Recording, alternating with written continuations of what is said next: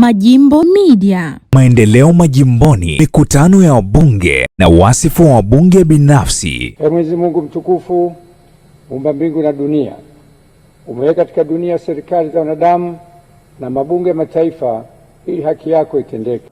Mabalozi, natamani kuwa na kikao cha mabalozi katika hizi kata tatu za Katoro, Ludete pamoja na Nyamigota, ili kuweza kutatua changamoto iliyopo kubwa sana ya watu kuuziwa nyumba zao pasipo na utaratibu. Maana nyumba zinauzwa, unakwenda mahakamani, maana mahakama ukishafika mahakamani inaangalia document za balozi kwamba balozi amewakisha document gani. Document inasema nyumba ilikuwa inadaiwa tangu mwaka 2010 mpaka leo, na anayedai amedai hela zake hajalipwa. Zimeandikwa zote, umesaini wewe pamoja na mke wako. Nyumba inakuja kuuzwa, unadaiwa shilingi milioni 1. Kitendo kile kinaumiza sana, si ndio? Yaani unadaiwa milioni 1 ila unakuja kuuziwa nyumba. Halafu nyumba inauzwa shilingi milioni 23, haupewi hata 100. Kitendo kinachoumiza sana katika kata sana hizi kata mbili, kata ya Katoro na kata ya Ludete. Jambo hili linaumiza sana.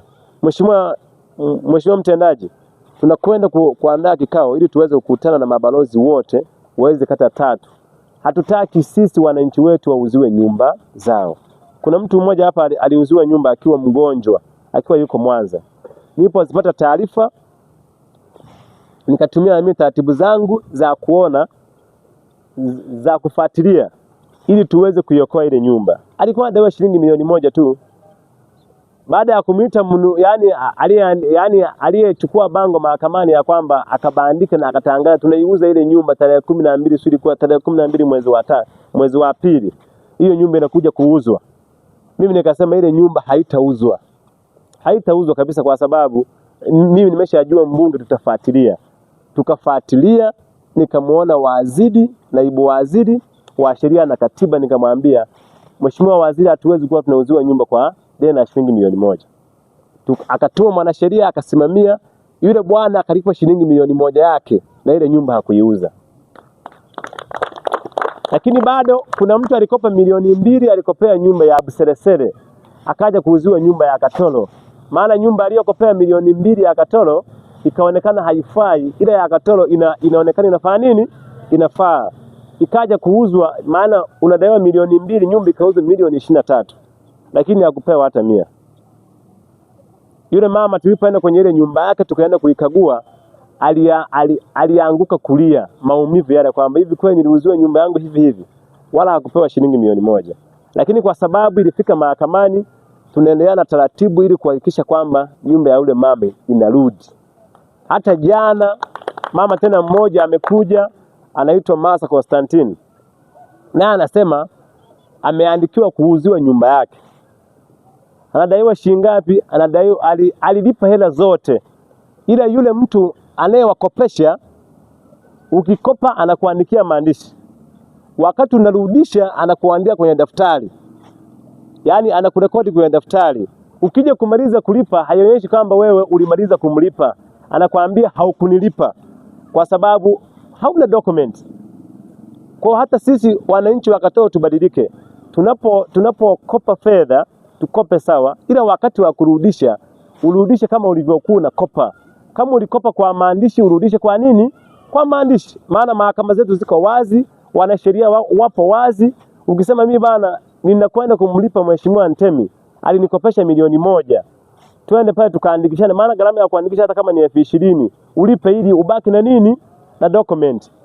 Tuhame katika utaratibu wa kuwa tunakwenda kukopa tunarudisha hela, hatuna maandishi kwa kuogopa wale waliotukopesha.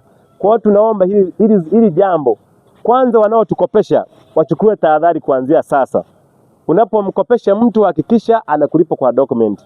Na sisi tutawashughulikia kweli ili kulinda heshima ya wananchi wetu. Mimi siwezi kukubali mwananchi anyanyasike kuuziwa nyumba bila sababu yoyote. Kwa hiyo kama mimi mbunge wenu wa jimbo la Katoro, nitashirikiana na watu wote wanaohusika, mawaziri wote wanaohusika, ili kuhakikisha nyinyi mnabaki salama, ili kumwakilisha Mheshimiwa Rais vizuri. Maumivu yanayotokea haya ni kwa sababu ya huku chini. Watu wanapata maumivu, mwisho wa siku wanafikia nini? Wanafikia mwisho, wanaamua maamuzi ambayo sio sahihi. Sio kwamba Mheshimiwa Rais hafanyi. wale wanaotusaidia wanafanya, ile kuna watu ndani yake wanatumia mamlaka vibaya. Kwa ni waahidi ndugu zangu, tunawajua hata watu wanaofanya hivyo, tunawafahamu, japo hatutaki kuwataja, ila tunawafahamu. Tutashughulika nao kuhakikisha kwamba wanatenda haki. Kopesha upate faida yako inayokustahili, maana hata ukienda huko mbinguni kama unanyanyasa watu, kuna changamoto ya kufika mbinguni. Maana mbinguni hawaendi wanaonyanyasa watu, maana mbinguni hawaendi wanaodhulumu watu. Kwa ni waombe, ni waahidi, kama unamjua kuna mtu anataka kuuziwa nyumba yake, naomba tuwasiliane. Mimi niko kwa ajili ya kuwasaidia tu, na mimi nitafanya kwa sababu mmenichagua kumwakilisha Mheshimiwa Rais ili niweze kuwasaidia katika jimbo hili. Hilo jambo linaumiza sana katika hizi kata chache ambazo ziko hapa mjini, kata ya Katoro na kata ya Ludete. Na tunaomba tutakapowaita mabalozi, tutaikaribisha pia mahakama, ili mahakama ije kutusaidia kuwapatia elimu mabalozi kwamba ni namna gani kuwasaidia wananchi wetu. Maana mahakama haikatai, iko tayari kuja kusaidia wananchi wake, kuzungumza nao mabalozi, ili inatakiwa taarifa gani yaandikwe iende kule ili kumsaidia mwananchi, sio tu kumnyanyasa kwa sababu anayekopesha ana fedha nyingi. Mimi sio mbunge wa wenye fedha, mimi sio mbunge wa anayetetea wenye fedha. Mimi ni mbunge wa watu wa kawaida wote, wala ambao wanatenda haki katika jimbo hili. Sitatumika vibaya kumlinda mwenye fedha, sitatumika vibaya kumnyanyasa ambaye hana fedha. Nitatumika vizuri kutenda haki katika wananchi wa jimbo la Katoro, kumwakilisha Mheshimiwa Rais anayependa haki katika watu wake. Baada ya maneno hayo, naahirisha shughuli za bunge.